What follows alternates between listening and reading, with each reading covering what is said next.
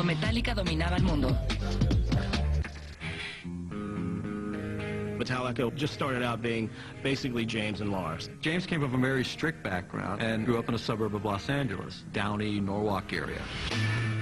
My dad left at 13, and my mom passed on when I was 16. It's like, what's going on? Everyone's just leaving me. But the music was a huge, huge savior in my life. I moved from Denmark to Southern California in August of 1980. I was 16 and sort of fooling myself into believing that I was going to follow in my father's footsteps, be a professional tennis player. But within 5 minutes of being in LA, it was all about the music in England. The new wave of British heavy metal was just starting to explode in England. You had bands like Iron Maiden getting recognized. Diamond Head, Angel Witch, Tigers of Pantang, Venom, full-on metal bands, back when they were really metal. So I became kind of obsessed with all of it, and I threw the tennis racket, burned him probably, and kind of started fiddling with the drums. And he was always like, I'm going to start a band. We're like, yeah, sure you are, Lars. Well, I started advertising through the Recyclers classified ad newspaper in LA where you could sell your car or find a lead singer for your band. Every week that it would come out, looking under H, for heavy metal, or M for metal, it was always him and me, maybe a few other people. One day this guy named Hugh called up and said he was pretty into the metal stuff and he was going to come along for a jam, and he brought his friend James Hetfield along. I went to his house and whoa, man, there was a very interesting smell, a very Danish type of armpit smell. James was incredibly shy and could hardly even make eye contact, but he seemed to at least have a passion for some of the same things that I was into. His drumming was not amazing, but he had this drive. Hooking up with Lars was awesome, and we bonded a lot in the music and in the drinking as well. We worked on this song called Hit the Lights. He played bass and guitar, I played the drums, and he sang. The production wasn't good, but the song had attitude, kind of just dirty and in your face. And we called the band Metallica, and that was really the beginning of it. The next guy that came in the band was Dave Mustaine. Dave was an amazing guitar player. He could shred. He was doing some amazing solos. He was the guy that could really play his instrument. None of the other guys really were that good, but Dave also liked to party a lot. He out-partied the rest of Metallica. It was San Francisco metal night at the Whiskey in L.A., and me and James went down there. And we looked down on the stage, we heard this wild solo going on. There's this big mop of red hair going nuts, and it was a wah sound. It's like, man, that guitar is heavy. And we look and we're counting the strings on it. Dude, that's a bass. It was this guy, Cliff Burton. Me and James had never seen anything like him, and we just looked at each other and said, we have to get this guy in our band. So we stuck around and we pulled him aside and said, you are amazing. We got to steal you. Basically, at the end of the day, he said, I like you guys, but you guys are going to have to move up to San Francisco. Absolutely. We were ready to get out of L.A. L.A. sucks!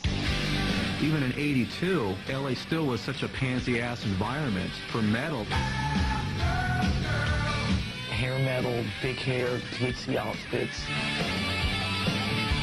Harley Quinn Red would talk about strippers and partying. Getting laid on the Sunset Strip. Metallica was completely different. They were street. It was just t-shirts, jeans, let's get down to business. Let's not screw around. Why should we change? We're on stage. We're not trying to be something big and fancy, We didn't fit in with the music scene in L.A. We did up in San Francisco. In L.A. you get drinks with umbrellas in them. Up in San Francisco, it's a beer can. It was a much grittier atmosphere. So we went right up there instantly. San Francisco, would you please welcome Metallica?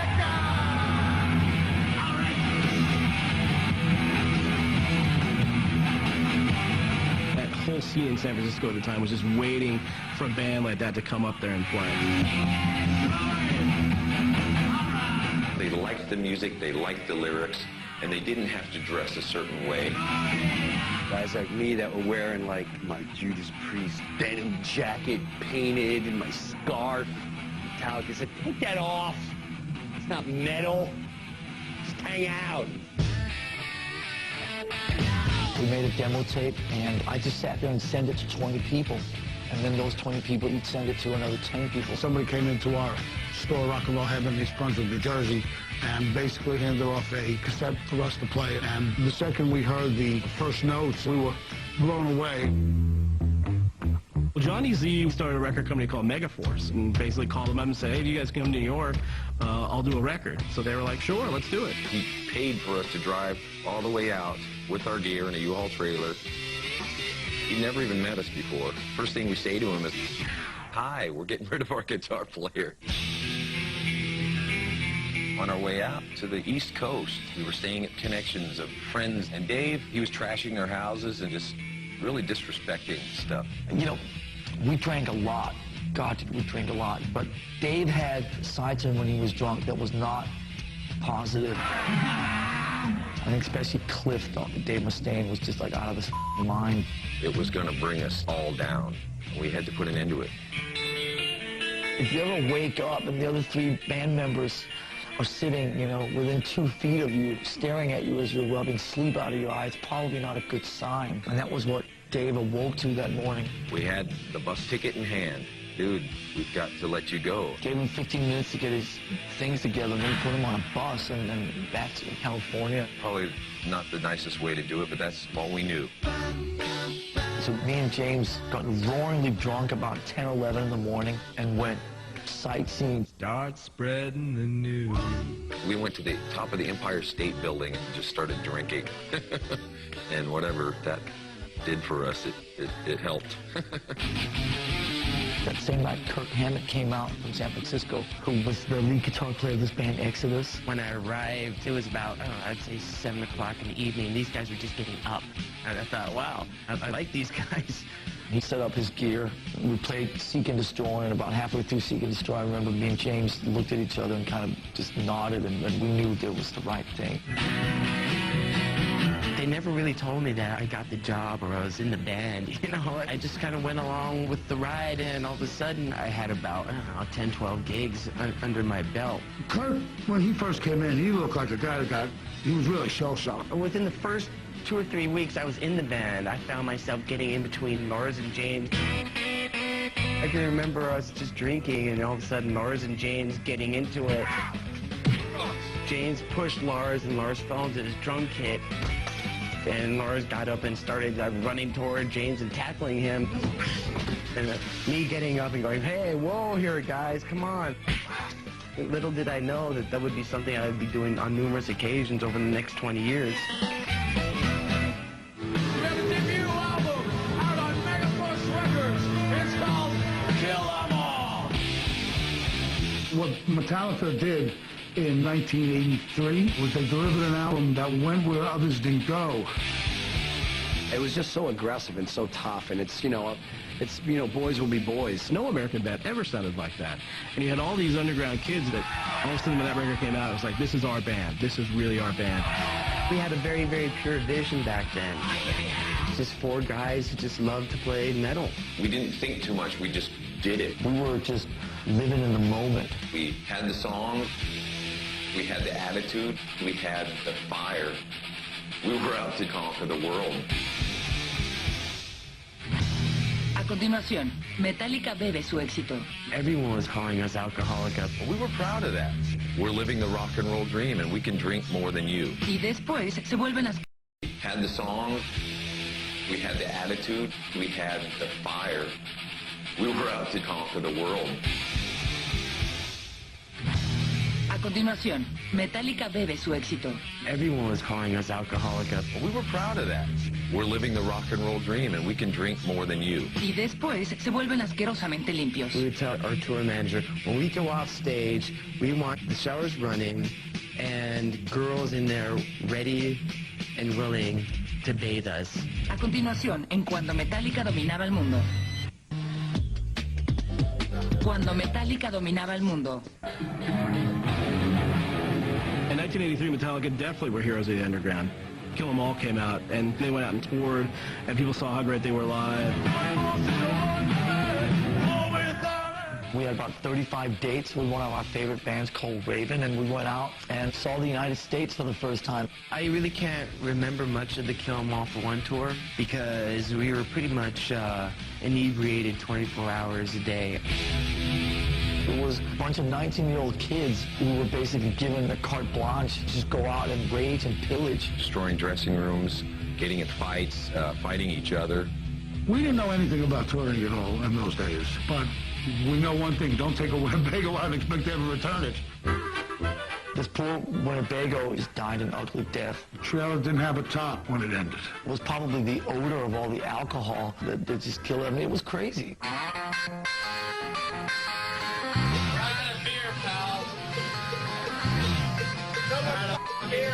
Everyone was calling us Alcoholica. We'd roll into town and, I'd hear people screaming, Alcoholica! The name just stuck. I'm gonna leave. We were proud of that. We're living the rock and roll dream, and we can drink more than you. For the most part, the booze just fueled those first few shows and then started fueling those first few tours. We had to drink before we went on stage. Getting warmed up. I remember being fearful one night. Oh, I'm not drunk. What do you mean we're going on in 10 minutes? Oh, trying to drink as much as possible. It's just crazy. I just want to say cheers to all you guys. Thanks for coming down and getting nutty with us, man. Cheers. I mean, it got to the point where someone gave me a live tape, and I was like, oh my God, that's us. That doesn't even sound like us. We were out to drink and destroy. We'd come out of clubs at 7 in the morning. People are off on their way to work. We're jumping on the hoods of their cars at stop signs. Go to work. The kind of stuff that we were doing just probably shouldn't be talked about in family television. Shooting guns off at hotels, middle of Hollywood. It also involved a lot of other things, like partaking, at a female. Back then, bands like Metallica, Anthrax, Slayer, the girls were kind of few and far between. And maybe it's because of what we look like. I'm too sexy for my shirt. God, they're ugly. It's a bunch of ugly guys.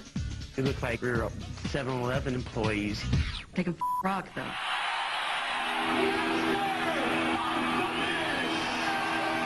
1986 was when Master of Puppets came out, and then they went out and did that Ozzy tour.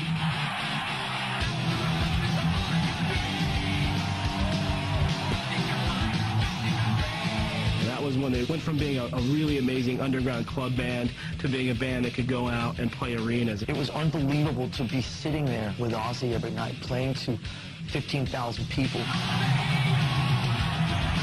I'm there, Coliseum. The place was packed. Looking around, and they all had Metallica shirts on. Everybody was headbanging, and somebody tore off the seat cushion off their seat, and they threw it at the stage. And so everybody started doing it. It looked like piranhas attacking a ham. You know what I mean? I've been to probably a couple hundred concerts, and this is the only concert I was ever scared at. And when it was time for them to leave, to get off the stage, everybody kept chatting.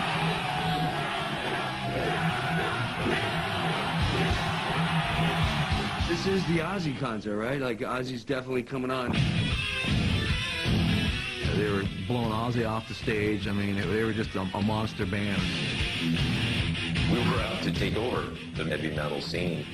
We were just having fun. You never actually got a chance to think that there was anything else that could be. We were with Ozzy in the States till late May, and then Europe after that. Until next year. Yeah, we're pretty much on the road. It was a night like most of the rest of them on that tour. Play a show, hang out, drink, and stumble onto the bus. That night we were in Sweden. We were on our way to Denmark for a show. Me and Cliff were the last two people up. I went to bed before he did.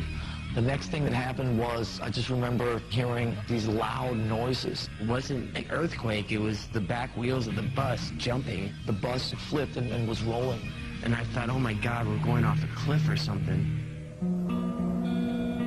The bus, went over on its side, and I kicked out the back window, which is the emergency window, I don't know what it was, 15-degree weather outside. You know, we're all in our underwear. I just started freaking out.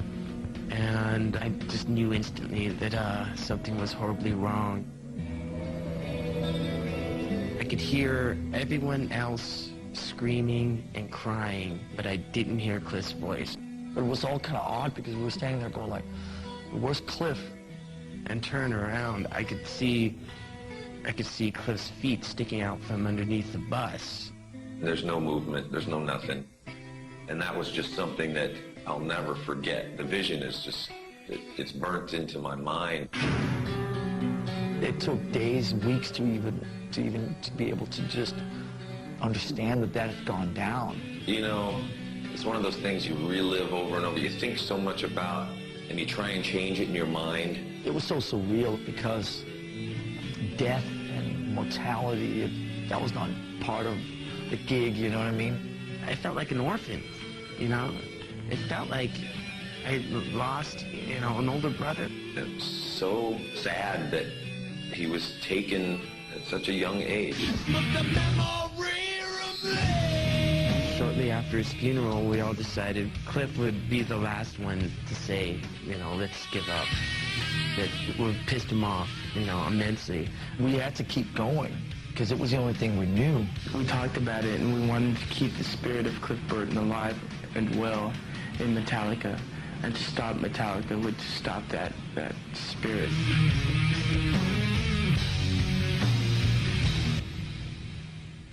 A continuación, Metallica llena el vacío. This is the new right here, Mr. Jason Newsted on bass guitar. They hazed the hell out of that guy. It was far from easy. Y después, terapia grupal. The higher we ascend, the more challenging it will be. We're all off in our own little childish worlds, so we needed that help. A continuación, Cuando Metallica Dominaba El Mundo.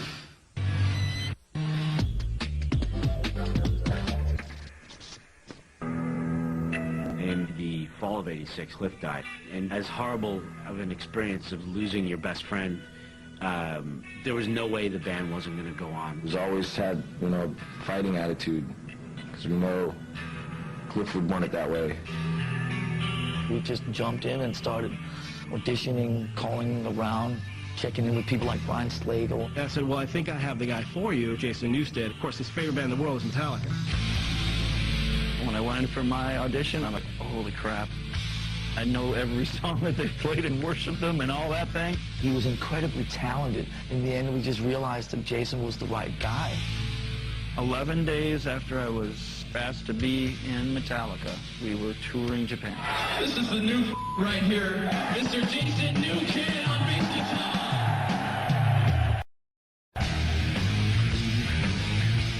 It was like Cliff wasn't there, and it was tough. And the way that we coped with that was to take that out on Jason. They hazed the hell out of that guy. Jason's birthday today. Let's kill him. We would always go drinking, all of us, without him, and then we would, of course, charge the whole evening's festivities to his room. We love you, Jason. Honest.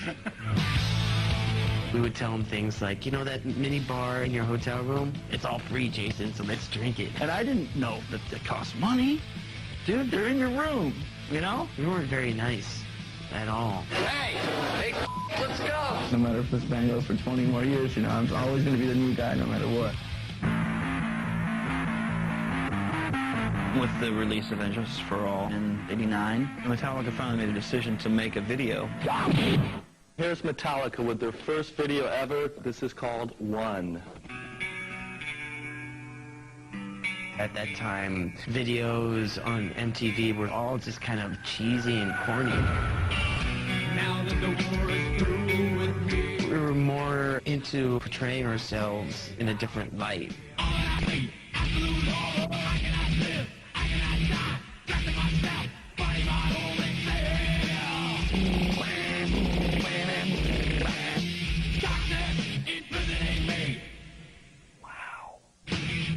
Television had the power to show the people what Metallica looked like and sounded like and make it almost a household name. When the one video came out, it exposed millions of new people to Metallica. They were on the brink of, if you haven't heard of us, Guess what? You will. Me and James wrote what became the Black Album in probably about 3 months or so over the summer of 1990. It was a constant battle between Lars and I. Do you want to hear it with vocals? Go sing it. One verse and one chorus, all I had. You know, we'd be fighting over ridiculous things that didn't matter. We'll fight for hours over it. The vocal line goes exactly with the guitar. But the conflict and the static created this electricity that we were hitting a new peak in everything. When that album started taking shape, it was just like one great song after another.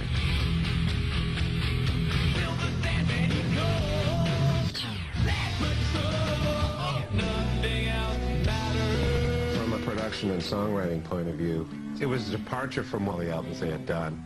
Songs that were a bit different, a bit more melodic, a little more personal.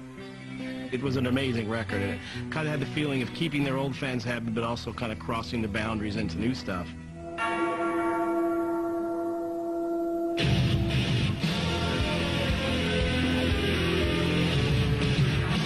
Black Album was released in August of 1991.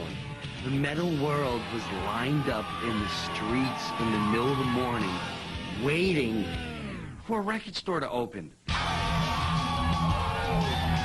Black Album came out, debuted #1, and it was just a combination of, an amazing album, the right time, the planets just all aligned themselves properly. You guys expecting your album to do what it did? Or were you blown away? No, actually I was expecting it to do a lot better. Every month I'd get a phone call, yeah, we just passed the 4 million mark, a month later the 5 million mark, a month later the 6 million mark, and the record just kept going and going. After like the third or fourth single, I just thought, when's it gonna stop? But it never really stopped. It was craziness. That was really the time where you thought, okay, this band is the biggest band in the world, because everywhere you went, you heard Metallica. We were just totally saturating the airwaves. 40-minute music marathon, enter Sandman from Metallica. If it wasn't the airwaves, it was, the TV waves. Metallica rule! If it wasn't the TV waves, it was like the media. We were on front covers of magazines, and it was just everywhere. You had people in Russia. You had people in China. There's people on satellite jamming to Metallica. I remember one time, dude sends a video. It comes on the screen, and you're inside the cockpit of a spacecraft. You see these dudes come floating into the picture, right? And you hear music come on, and it's Metallica. And he takes his hands, and his hands come up, and he's got Justice in one hand, and he's got the Black Album, and he goes...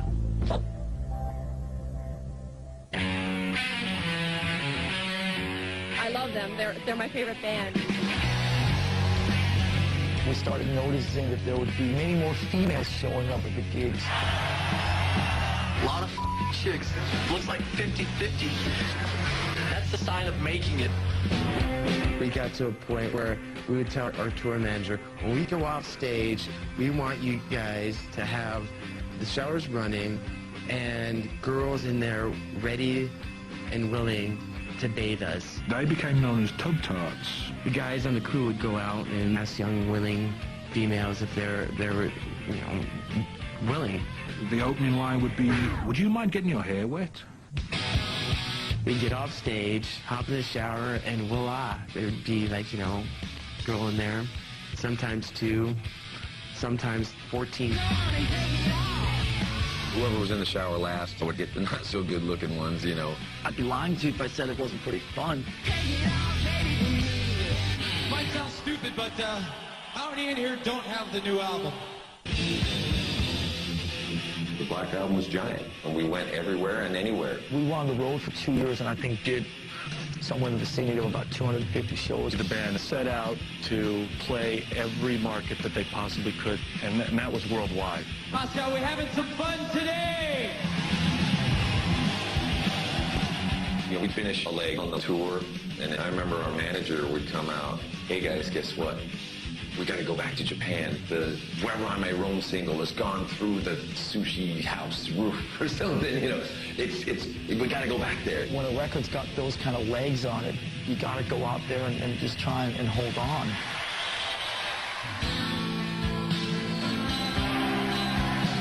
We were guys on tour one evening in August '92 in Montreal. We go out there and play our set. Everything's fine, you know, the audience is grooving. During Song Fade to Black, I moved for some reason. I was right over a canister that would shoot up a 12-foot chemical flame.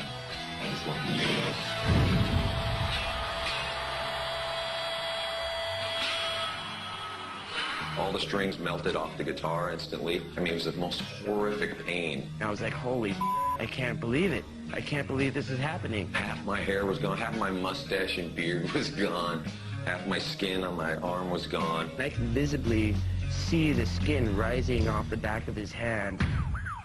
Once we got to the emergency room, James was already talking about how we could continue the tour. The Metallica attitude is, okay, that happened, but that's not going to stop me from doing this. James would not be able to play guitar for quite a while, but he could continue singing. So we got another guitar player, and we were up and running again within, like, 2.5 weeks. Bang, they came right back. Dun, dun, dun, dun, dun.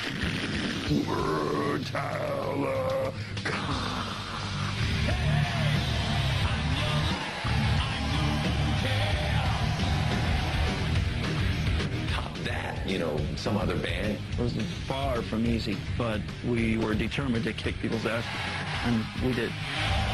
We knew that that ride was only going to come by once, so we grabbed it and definitely had fun with it. You get one chance for a phenomenon, and that was our phenomenon.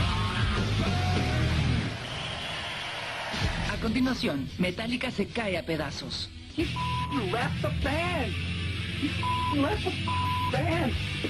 A continuación, Metallica se cae a pedazos. He left the band! He left the band!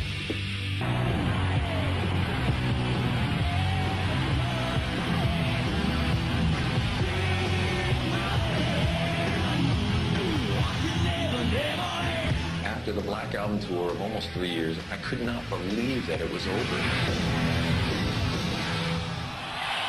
So thanks for all your support, man, and we'll see you around soon, I hope. Thanks very much. Good night from Metallica. See ya. They're the biggest band in the world. Everybody loves them. So they're like, wait, we're not used to this situation. We got to do something to kind of shake things up and do something different. Load came out in 1996. It was a risk both in the way they looked and the way they sounded. Just like the curse, just like the stray. The people that expected Black Album 2 were shocked, disappointed, and distraught. It was the new Metallica. Sort of like we have short hair now, and we kind of dress like we work at funeral homes, and we drink martinis, but now we play songs that are kind of bluesy. I kind of wish I was like really close friends hanging out like, dude, love everything, but listen, you don't need the eyeliner. You know, we got arrested by the heavy metal police. Pull over, you know, you're not metal anymore, look at you. It seemed to really affect people, and I really don't know why. At that time, that felt right. Nobody's going to sit down and tell me what Metallica's about or how it's supposed to be. We were in the studio working on a track for Mission Impossible 2, and all of a sudden we found out that it was available on Napster. We got online and checked it out and started to see the volume of songs that were being traded and started to realize that this is something that's beyond our control. We controlled Metallica. So it was these, let's go after them. I'm Kurt Loder with MTV News. Napster, the controversial music swapping website, got a very special delivery on Wednesday when Metallica drummer Lars Ulrich showed up at the company's headquarters in San Mateo, California. On April 14th, Metallica filed a lawsuit against Napster for basically encouraging people to steal and trade our music. Suing Napster from a publicity standpoint was probably the biggest misstep in Metallica's career. I think it's about the most unhip thing that I've ever seen a big rock star do. How much money does Metallica already have? Do they really need more money? I used to like Metallica a lot, but the fact that they're doing this, I'm really upset about it. All of a sudden, we were just like anti-music fan because we're anti-Napster. You know, we were the bad guys. We were these greedy rock stars. People branded us that. Lars, for all the flack he took in the beginning, he was right. Sure enough, it has become a big problem. But at the time, they certainly were public enemy number one. It was just one more thing that was kind of looking bad for Metallica at the time. By the summer of 2000, there was a lot of tension within the band between the three guys and Jason. Calm down. I'm trying to. Are you stressed out? Just a little bit. It kind of felt like it built up over the last 14 years. Really, ever since he came in the band, he was always battling for position. There was some stuff that wasn't dealt with when Cliff passed away that made Jason definitely the outsider. Jason wasn't getting a lot of his music in Metallica, and so he wanted to do side projects. Echo Brain was actually one of the projects that I had ongoing, and we started getting kind of serious, and we started playing more and more together. James saw it as a betrayal. He just freaked out. Man, that was such a sore subject, and, you know, I dragged Lars into it saying, hey, we can't let Jason go off and do this stuff. Echo Brain's music was so different than Metallica's music. I couldn't fathom how it would change the fan base of Metallica in any negative way. We were on separate pages, I mean, completely separate ideas on what was going on. So we called a band meeting. We all got together in this hotel room, and Jason just dropped the bomb right off the bat. I mean, I asked James straight up, dude, you can't be in a band with me if I do Echo Brain, right? He says yes. I said, then I have to go. I am leaving the band. I don't think you can properly weigh the magnitude that his departure had on Metallica. And when he left, it shook them to the core. You left the band, period. You left the band. But one good thing came out of that. That was when we hooked up with Phil Toll. The more we feel good about ourselves and each other, and the higher we ascend, the more challenging it will be. Phil is a performance enhancement coach that we thought could be of some help to Metallica. I don't want to end up like Jason, okay? I don't want to be pushed away. We were all off in our own little childish worlds, so we needed that help.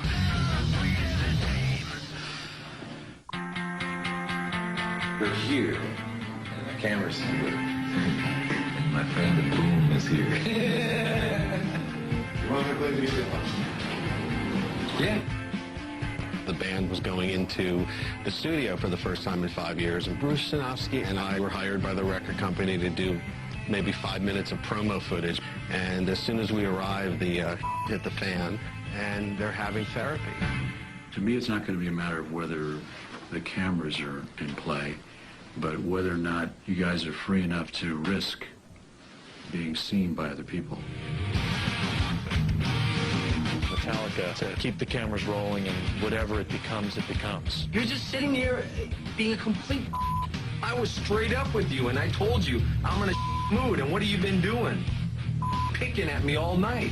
Well, these guys had all this buried tension that they hadn't talked about for 20 years, and they just started boiling over. All you want to do is pick a fight, and I don't want to pick a fight. Come on, guys. You have better things to do. Yeah, I do. I do.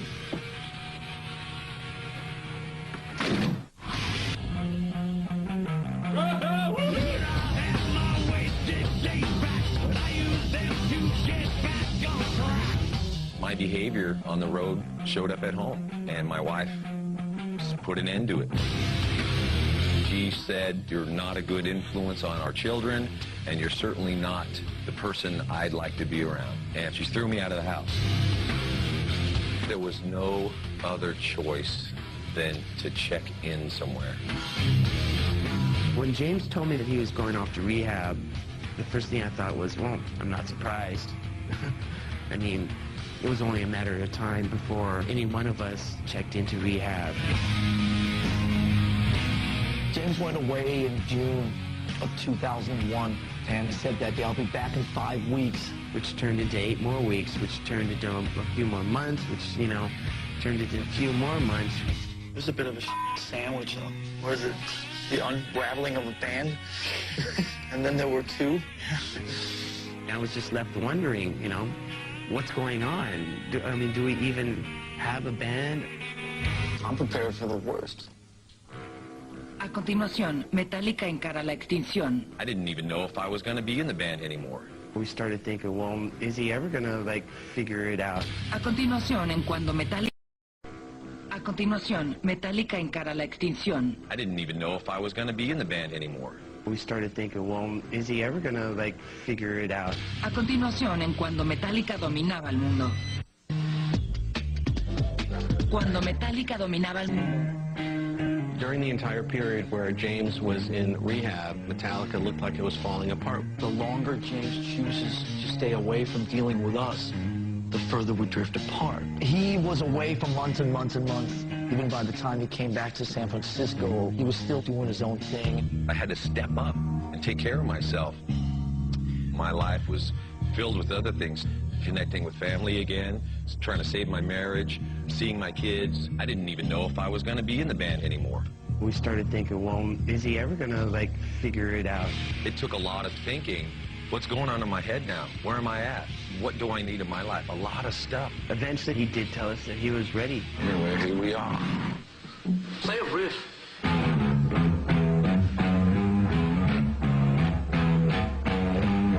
Probably the best sound I've ever heard in my life was the fact that you were playing guitar in here. It was just great to have him there, to know that it's not going to end. Having the support from band, it was just amazing. It was like being born again. We really had to go through all those bad, dark times to get back to the good times. The big machine started rolling again, and they kind of swung back into Metallica world. The album Saint Anger made a lot of sense. It spoke so much of my heart and of everyone else's heart in the band.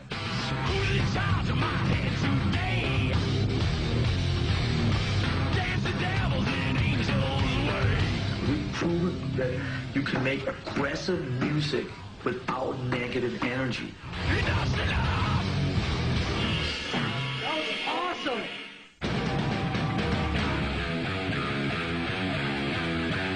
Towards the end of the St. Anger cycle, we realized, okay, now we have to get a bass player because now we have to take this elsewhere. So we started auditioning. I thought that it would be really, really great if I at least got an opportunity to jam with the guys. So when I received that phone call, you know, I was pretty excited. I could try battery. It was so evident that he was the guy for us. I looked over at him during Whiplash. He was just right in the pocket and in there. It hadn't been played that way since Cliff. We wanted to send a message that he would start out immediately as an equal.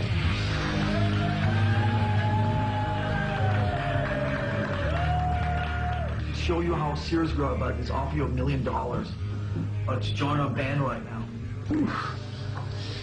I can't really talk right now. I was pretty much in shock. For a second, I thought they were joking. It was them saying, we're going to do this different. We're going to do this right. We're not going to make the same mistakes that we did with Jason. To walk into that environment and to have it be sort of a clean slate was amazing. The one thing about Metallica over the years is they've never been afraid to do something different and take chances. And I think with Some Kind of Monster, they took a big chance. It started out as a 5-minute promo film, and it just transformed into something really raw, real, and honest. When I was running this morning, thinking about seeing and saying the word comes up so much. That's so The hugest chapter in my life. It's just like everything else Metallica's done in their career. It's a ballsy move. They don't let the outside world sway them. They do what they want to do, and they always find a way to get back on top. When Saint Anger came out in June of 2003, it hit #1 in 30 countries. When it did debut at #1, that is a good feeling. That, man, you could put your heart out there no matter how black it is, and people can understand it. It felt like all the blood, sweat, and tears that we shed for this band to try to turn it back into a functional, creative entity actually paid off.